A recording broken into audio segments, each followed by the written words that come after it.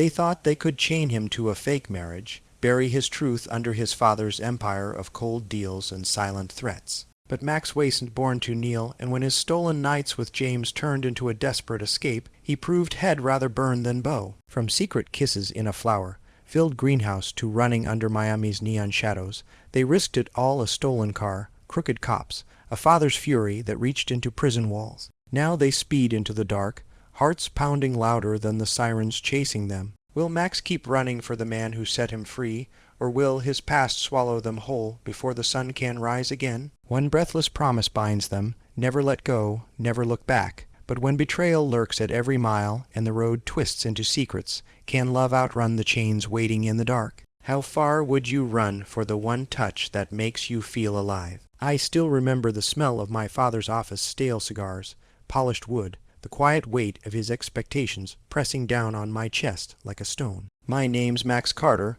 I was 21 when he decided my future for me, signing a contract I never saw but would have to live inside forever. He wanted my last name and Victoria Lane's last name to merge like empires on a map. I was the sacrifice, the obedient son with polite smiles and buried secrets. I'd known since high school that I wasn't like the boys. My father admired the ones who brought home girlfriends and slapped backs in locker rooms. But I learned to nod, to thank him for every piece of freedom he stole in the name of family legacy. Victoria was beautiful, and I think she knew the truth about me the moment we first shook hands. Her touch was cold, but her eyes were soft, pitying. We were both puppets, but only I wanted to cut the strings. When the wedding plans began, my father called in the best, a luxury agency that handled everything, from champagne fountains to garden tents dripping with orchids. That's where I met him, James Miller. He was 30, maybe a little older, rolled-up sleeves, careful eyes, hands that smelled faintly of roses and wire stems. He was the head florist, but looked nothing like the others in that polished office. There was something rougher about him, a quiet confidence that made me feel seen and exposed at the same time. We met because he had to ask me what flowers Victoria liked. I didn't know. I didn't care. So I stood there in that greenhouse behind the agency's main building, surrounded by petals and humid air, while he talked about lilies and ran his fingers over the delicate blooms. I watched his hands more than the flowers. I watched the way his mouth moved around Latin names I couldn't pronounce. He asked me what I liked. No one ever did that. It caught me off guard, made me stammer out some nonsense about white roses. He raised an eyebrow, smiled just slightly, like he knew I was lying but didn't mind. At home, my father barked questions about venue deposits and seating charts. He didn't notice when I slipped away the next afternoon to approve floral arrangements. A lie I told just to stand in that greenhouse again, to watch James pin tiny notes to stems, to feel that heat in my chest when our eyes met over rows of pale blooms. I think he knew. He must have seen it in the way I lingered. The first time we stood close enough that I smelled his cologne over the flowers, my hand brushed his by accident. We both froze. He didn't pull away immediately. The touch was nothing and everything. I lay awake that night, hearing my father's voice in the hall, his phone calls about mergers and profits, while I replayed the feel of Jim's knuckles against mine, like a spark I couldn't let die. The next day my father cornered me in his study. He poured whiskey for himself and stared me down. This wedding means everything. Don't embarrass me. He didn't say more. He didn't need to. I understood the threat in every drop of that drink-hitting crystal. That night I drove to the agency's office again. No appointment. No reason but the excuse of a missing design sample. James was closing up. I found him in the greenhouse, turning off tiny lamps one by one. He looked tired, but when he saw me, he didn't tell me to leave. He just stood there, backlit by rows of soft blooms. We didn't talk about flowers. We talked about anything else cheap diners in town. How he started out delivering Valentine bouquets when he was 19. How had once driven halfway across the country to forget someone who broke his heart. I told him about the suffocating halls of my house, my father's voice, the ring I'd never put on with love. When he laughed, it was soft, careful not to echo too loud between the glass walls. At one point, I leaned back against a table of orchids just to stay longer. He leaned too, shoulder brushing mine. Neither of us moved away. That was the first spark a breath caught between us, a wordless question neither of us could ask yet. I drove home past midnight, palms sweating on the wheel. In the rearview mirror, I saw my father's house waiting like a mausoleum. But my heart beat with something alive, dangerous, impossible to kill. I was no one's pawn, not anymore. I found excuses to go back every day that week. My father believed I was supervising, overseeing, playing the dutiful Fayonk. The truth was, I barely knew what flowers Wed picked. I knew the exact pattern of freckles on Jim's forearm, though, the way his voice dropped when he spoke just to me, the half-smile he gave when I lingered too long. One afternoon, Victoria called me while I stood in the greenhouse, pretending to help James stack boxes of centerpieces. She asked if I was free for dinner with her parents. I lied, told her I was tied up with the planner. She didn't push. Her silence on the other end of the line made me wonder if she knew exactly where I was and why. When I hung up, James didn't ask what she'd said. He just handed me a pair of scissors and told me to help trim the ends of the roses. His fingers brushed mine when he showed me how to angle the blade. I didn't pull away, neither did he. Sometimes we talked, sometimes we didn't. The silence felt thicker than the humid air around us. One evening, the agency was almost empty when I showed up unannounced again. James raised an eyebrow but didn't tell me to leave. Instead, he poured 2 coffees from the old machine in the break room and led me to the back patio where leftover petals littered the stone floor. We sat close, too close. Our knees touched under the table. He asked me if I was cold. I lied again. Told him I was fine, though goosebumps covered my arms. He shrugged off his denim jacket and draped it around my shoulders. The smell of his soap, earth, faint cologne made my heart stutter. I asked him why he did this job. He said he liked creating moments that people would remember, even if they forgot who arranged them. He asked why I was marrying someone I didn't love. I didn't answer, couldn't. When he looked at me that way, the way no one ever had, I wanted to tell him everything. About the hollow halls of my house, about my father's threats disguised as fatherly advice, about how I'd look at Victoria across a dinner table and feel nothing but pity for both of us. A soft breeze moved between us, but neither of us shifted. His knee pressed harder against mine. His fingers brushed the side of my wrist. It was nothing, but it was everything. I felt like the world outside that patio didn't exist. No father. No Fayonk. No contract signed in secret. Just his breath, his warmth, and the question in his eyes he never asked out loud. When I left that night, I caught my reflection in the agency's dark windows.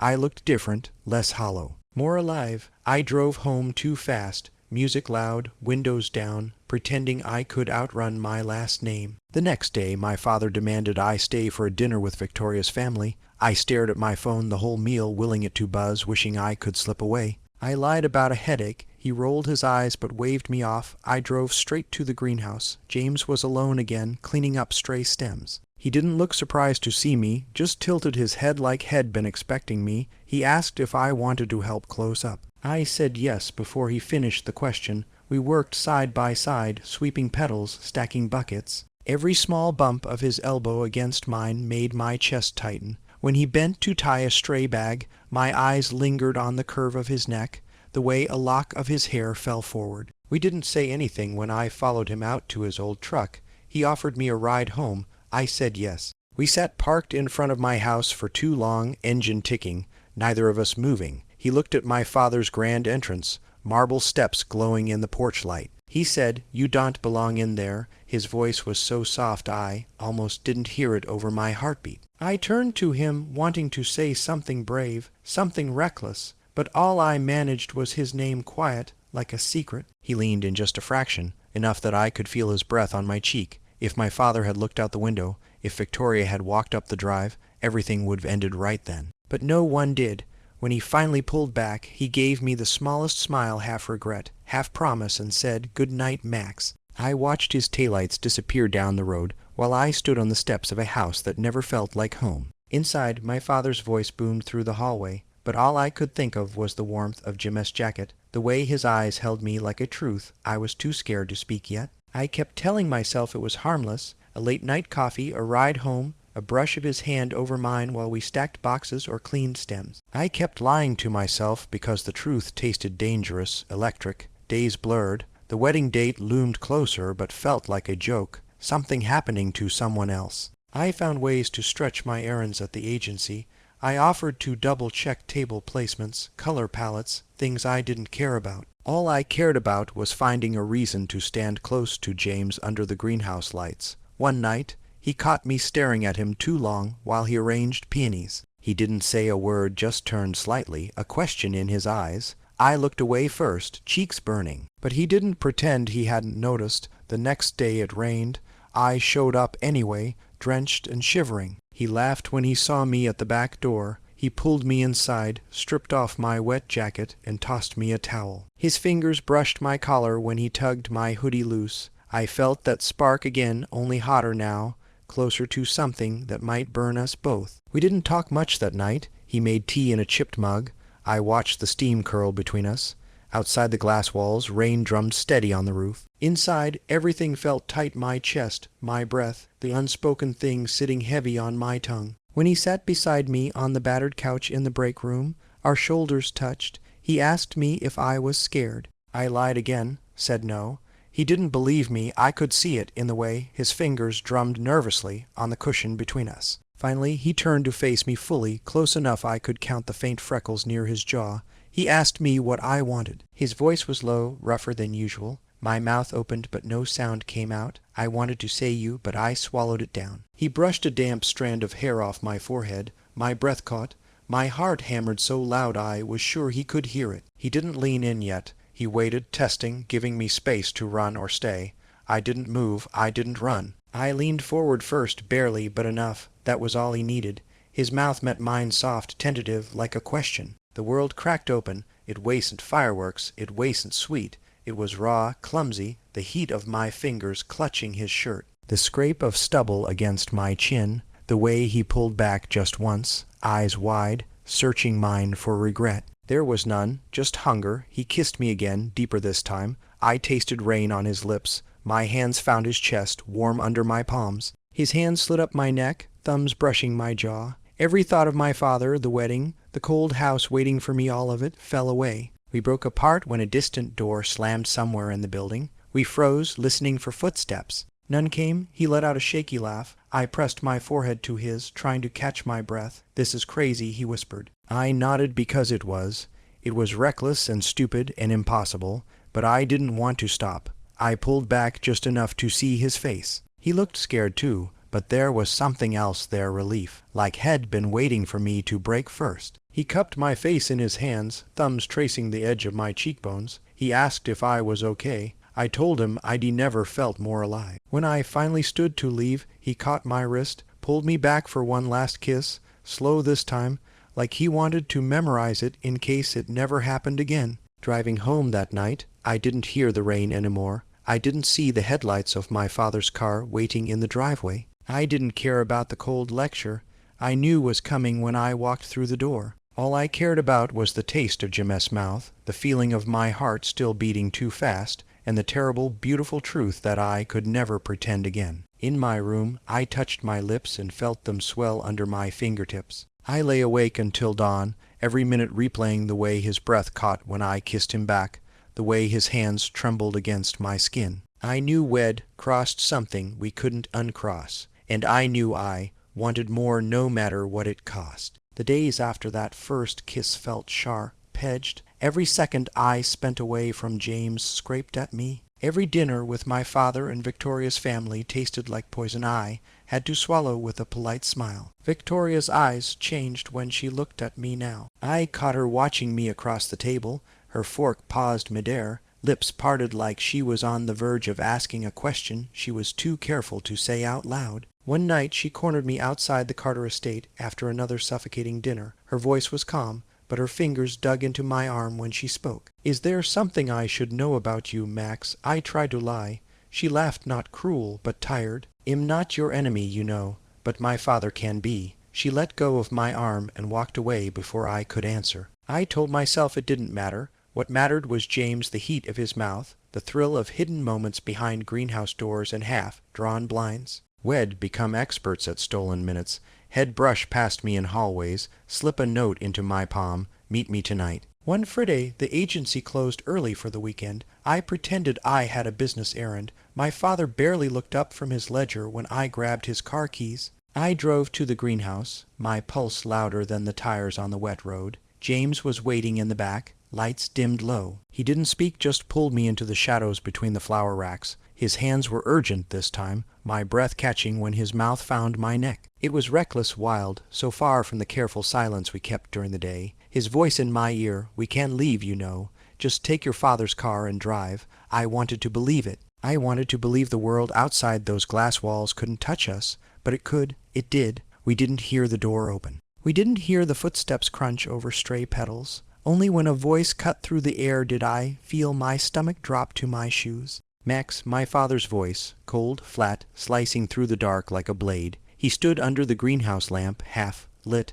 eyes narrowing when he saw how close we were. James stepped back, but it was too late. The truth lay there between us, raw, bright, undeniable. My father didn't shout. He didn't have to. His silence was worse. He looked at me like I was a stain on his suit. Then his eyes moved to James, and there was murder in them. He told me to come with him. I said no. My legs were shaking, but my voice held. James reached for my hand, but I pulled back, not from him, but from my father's shadow pressing down on us. My father's laugh was low and cruel. "You think this means anything, Max? You think he means anything? You're my son. You'll do what I say." He left without another word. I knew what that silence meant. A storm was coming, and James felt it too. He looked at me under the greenhouse lamp, his breath ragged. "What now?" he asked. I didn't have an answer, so I kissed him instead, desperate, reckless, my fingers tangled in his hair like maybe if I held tight enough the world couldn't take him from me. But when I pulled away, I saw it in his eyes, the fear I'd planted there by loving him. He knew we'd crossed a line my father would never forgive. Victoria called that night. Her voice was steady, but her words dripped poison. "You have no idea what your father is capable of, Max. Be careful." Then she hung up before I could ask what she meant. I lay awake staring at the ceiling, my phone buzzing every hour with messages I ignored. JMS' last text was just 3 words, "Don't disappear again." Outside my window, the garden my father bragged about to investors was nothing but shadows. Inside, my chest felt cracked open. I'd tasted freedom, and I'd tasted him, and now I knew what I'd lose when the world slammed shut again. But I also knew one thing with every trembling breath. I wasn't giving him up, not yet, not ever if I could help it. The morning after my father caught us, the house was too quiet. No footsteps in the hall, no phone calls barked through half-open doors. Only silence, thick as wet concrete. At breakfast, he sat at the head of the table like a king with no crown, swirling his coffee slowly. He didn't look at me. He didn't need to. His silence said everything. Beside him, my mother kept her eyes on her plate, pretending she didn't see the bruise on my wrist where Head grabbed me the night before when I pulled away. Victoria called again. She didn't waste words this time. "He's going to ruin him, Max. Hell, make an example of him just to keep you in line. Do you understand?" Her voice shook on the last word before she hung up. I tried to text James, no answer. I drove to the greenhouse, but the back door was locked, the lights off. No sign of him. I pounded on the glass until my knuckles hurt, until a passing florist told me he hadn't shown up that morning. I should have gone home. Instead, I waited in the parking lot, replaying every word my father had ever thrown at me about loyalty, family, sacrifice. Each memory turned sour in my mouth. When my phone finally buzzed, it wasn't James. It was Detective Harris, my father's dog, in a cheap suit. He didn't say hello, just, "You should come down to the station, Max. It's about your friend." I knew before I got there. I knew from the smirk on Harris' face, from the way he leaned back in his chair like he was watching a show. James sat in the interview room, hands cuffed, head down. The moment our eyes met, shame and fury twisted inside me until I thought I'd choke. "Harris told me they'd found things in you, mess car things that didn't belong there." Words like possession and intent floated through the stale air. Lies dressed up in police jargon. James didn't speak. He didn't look at me when they dragged him past. Outside, the sun felt fake, too bright, too warm for the hole cracking open in my chest. I sat in my car until dusk, staring at the steering wheel, wondering how far I'd have to drive to outrun my father's reach. When I finally went home, my father was waiting in his study, glass of whiskey sweating in his hand. He didn't yell, he didn't threaten. He just smiled, that cold, thin smile that said, "I own you. You'll marry Victoria. You'll smile for the cameras, and you'll forget about your little florist, or hell rot in a cell. Understood?" I stood there shaking, my hands fists at my sides. I wanted to scream, to hit him, but all I could do was nod because the walls felt too close, the ceiling too low. That night I texted James 100 times.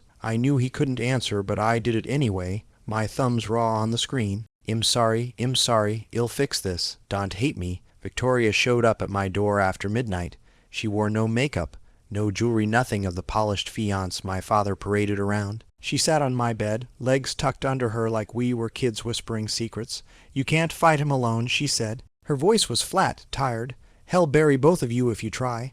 I can't just marry you and pretend." She shrugged. "Then don't pretend. Run. Do something. Just don't stand here waiting to be slaughtered." Her hand found mine. For a second I almost believed we were friends, two trapped kids in gilded cages. Then she left quiet as she came. I lay awake until dawn, the sky outside my window bruising from black to gray. In my head, James's face blurred with the memory of his hands on mine, his breath warm against my ear. I replayed his voice, "We can't leave," and I knew as the first bird sang outside that this was it. I wouldn't watch him disappear behind bars while I played the perfect son. If I couldn't break my father's empire, I'd at least tear myself free from it. By breakfast my father was gone on another call, barking at lawyers or buyers planning my future like I was still his obedient puppet. He didn't hear me slip into his office, didn't hear me pocket his spare car keys, didn't hear my heart drum like thunder when I stepped outside, suitcase in hand. I didn't know where James was now, but I knew where they'd take him, and I knew what they'd want him to feel. Alone, helpless, forgotten, I wasn't going to let him feel that.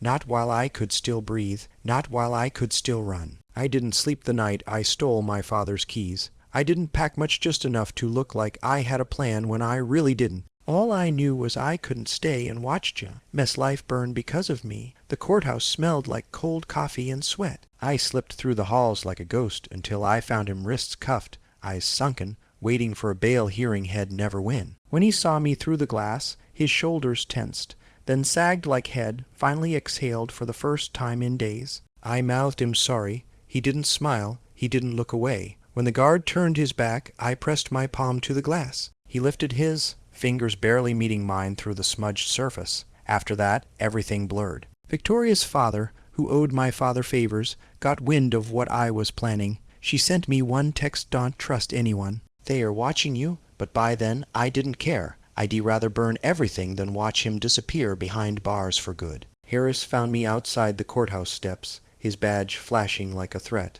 I didn't run, not yet. He leaned close enough for me to smell his cheap aftershave. "You're just a kid. Don't ruin your life for him. He's done." I laughed. The sound cracked in my throat. Maybe I was done too. That night, I used every ounce of the Carter name I hated. I bribed the one bail clerk I knew was dirty. I signed papers I didn't read. I promised money I didn't have. Hours later, under a sky bruised purple and gold, James walked out the back exit free, but barely. He looked at me like I was something impossible. He didn't say thank you. He didn't have to.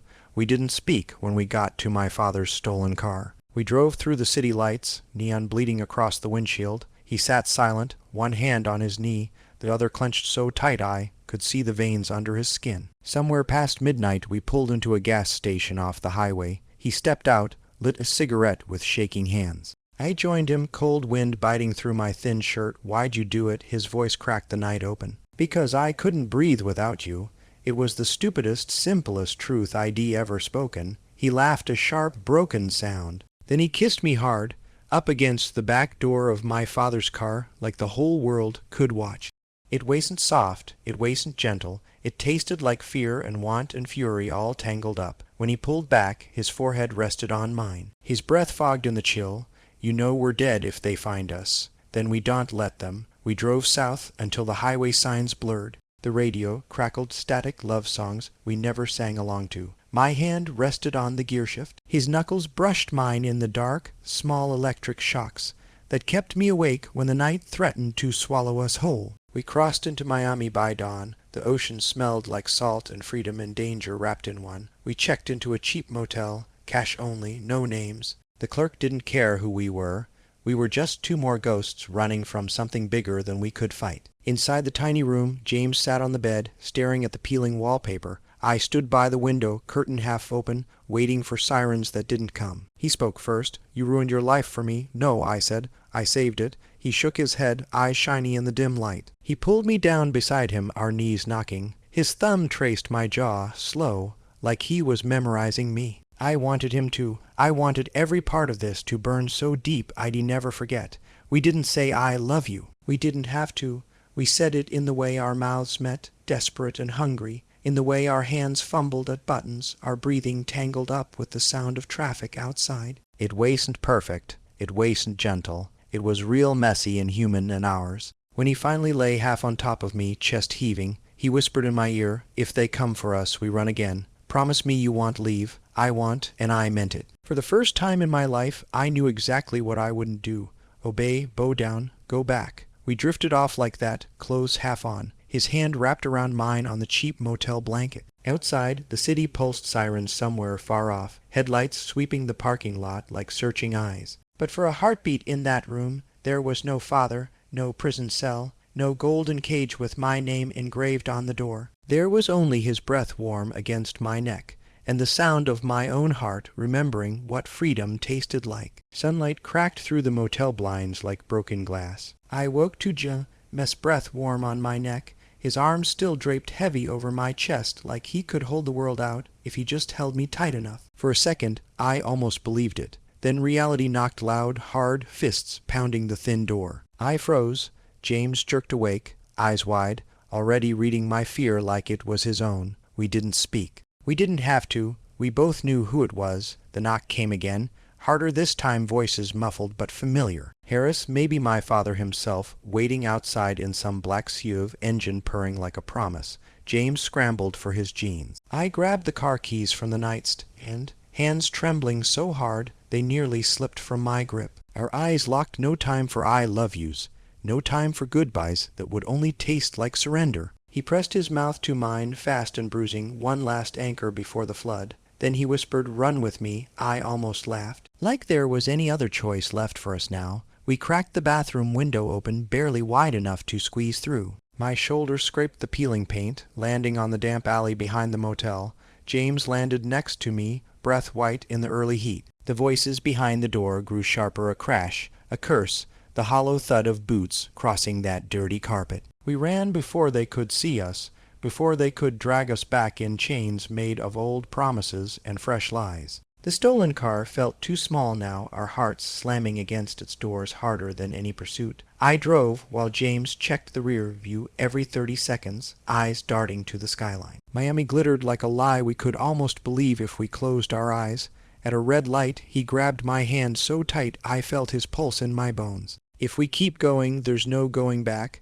I laughed ragged, breathless. "We crossed that line a long time ago." The light turned green. I floored it. Tires screamed on the hot asphalt. Sirens bloomed somewhere behind us, or maybe just in my head, screaming all the things we'd left undone. We didn't have a plan, no money worth counting, only my father's fury growing fatter with every mile we put between us. But we had this, his hand gripping mine, my chest raw with the taste of freedom we'd stolen when no one was looking. By dusk we were nothing more than rumors, two ghosts crossing state lines, burning through gas stations and rest stops like sins we'd never confess. We stopped only once, a nameless roadside diner, neon sign, flickering like a heartbeat on life support. Over burnt coffee, James traced invisible circles on my wrist. He didn't say it, but I knew what he was asking. How long until they find us? I didn't answer. Some truths are too sharp to speak when the night feels soft enough to believe in tomorrow. When we stepped back into the car, he kissed me hard enough to hurt. "Promise me something," he said, voice cracked raw. "Anything? If they catch me, you don't come back for me. You keep running, you live." I shook my head before he even finished. "That's the one promise I won't keep."